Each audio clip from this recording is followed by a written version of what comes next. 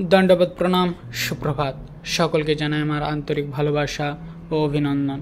प्रत्येक दिन ने आज आपनादेर काछे एकटी नतून भिडियो निये चले एलाम।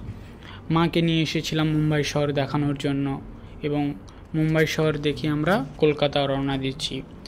मायेर एकटी आशा छिलो फ्लाइटे चढ़ार, सेटी शेषमेश आमी निये जाচ্ছি फ्लाइटेर दिके।